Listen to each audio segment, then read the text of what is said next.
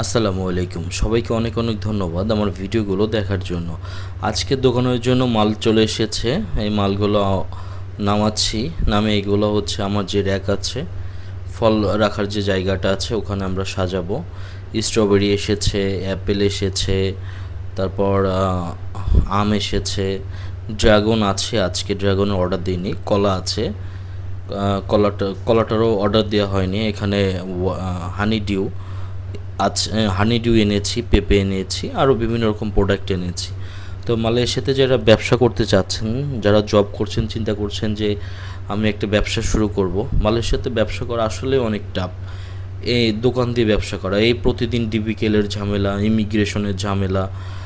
আসলে কি আপনারা যারা মালয়েশিয়াতে থাকেন তারা দেখতে পান আর কি, তারা বুঝছেন, তারা জানেন যে মালয়েশিয়াতে বাঙালিদের অবস্থা খুবই খারাপ। আর এর কারণ আমরা বাঙালিরাই।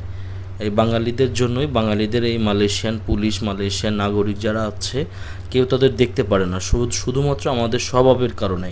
আমাদের স্বভাবটা এখনও পর্যন্ত চেঞ্জ হয়নি। মালয়েশিয়াতে তো সেই 70-এর পরের থেকে আসা শুরু হয়েছে। 71-এর পরের থেকে না, 71-এর পর থেকে বলবো না, 90 দশক থেকে মালয়েশিয়াতে প্রচুর পরিমাণ বাংলাদেশি ঢোকা শুরু করছে।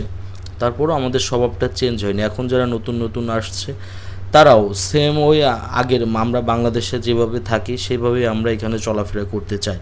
আমরা এটা বুঝতে চাই না যে এটা আলাদা একটা কান্ট্রি, আলাদা একটা দেশ, আলাদা একটা সভ্যতা।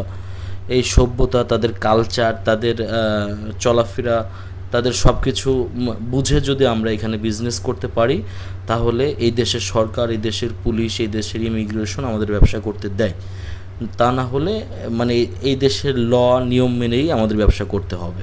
সবাই ভালো থাকবেন।